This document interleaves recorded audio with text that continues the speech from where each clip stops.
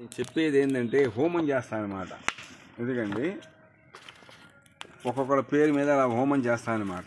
అలాగే చూడండి, గ్రామం ఊరు పేర్ల మీద కూడా నేను చక్కగా మనం ఏ టైం పుట్టామో ఏ టైం రాలిపోతాం ఎవరికి తెలియదు. ఈ జన్మలో మనం ఏదైనా పుణ్యాలు చేసుకున్నాం అనుకోండి, వచ్చే జన్మలో ఏదన్నా అవకాశం ఉంటుంది. మీరు అడగొచ్చు, మీరు కోట్లు పడిగెత్తారా అని.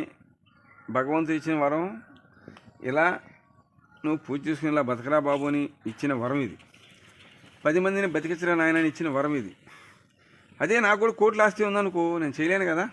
అలాగే భూమి అంటే రౌండ్, ఈ రౌండ్లో ఉన్న వాళ్ళందరూ కూడా చల్లగా కులమత భేదాలు లేకుండా ఆనందంగా ఉండాలని, ఈ అమావాస్య గడిలో ఎలాంటి చెడు పీడలు మీ పైన లేకుండా పిల్ల పాపలతో ఆనందం ఉండాలని కోరుకుంటూ, నాకులాగా చాలామంది వీడియోలు పెడుతున్నారు. పూజారులు, పంతుళ్ళు ఏదేదో కామెడీగా చేస్తూ ఉన్నారు. వాళ్ళందరికీ కూడా ఈ దీపావళి అమావాస్య సాక్షిగా మీరందరూ కూడా చల్లగా ఉండాలని కోరుకుంటున్నాను.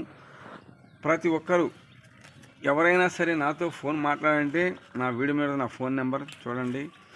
ఇలాగే ప్రతి ఒక్క ఊరు గ్రామ ప్రేమ కూడా చెప్తున్నాను. మీరందరూ చల్లగా ఆనందంగా పిల్ల పాపలతో జీవరాశులతో కూడా పాడి పంటతో వెలిగిపోవాలని కోరుకుంటున్నాను ఈ అమావాస్య గడిలో. ఇది హోమం అండి, ఇలా చేస్తానన్నమాట. మీ ఇంటిపై ఒంటిపై ఎలాంటి చెడు బిషలు లేకుండా చూస్తారు.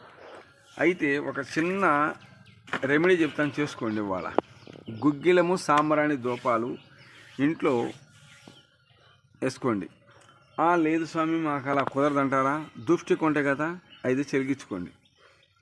కొన్ని గ్రహాలు, చెడు గ్రహాలు మీ ఇంటి నుంచి తప్పుకొని మీరు శుభ్రంగా ఉండడానికి బాగుంటుంది. జై తల్లి, జై నాగు. ఓం సకల శక్తులను వేడుకుంటున్నామా తల్లి మాతాకి జై. ఓం భగవతే నమః. జై లక్ష్మీ నరసింహాయ నమః. జై నాగు.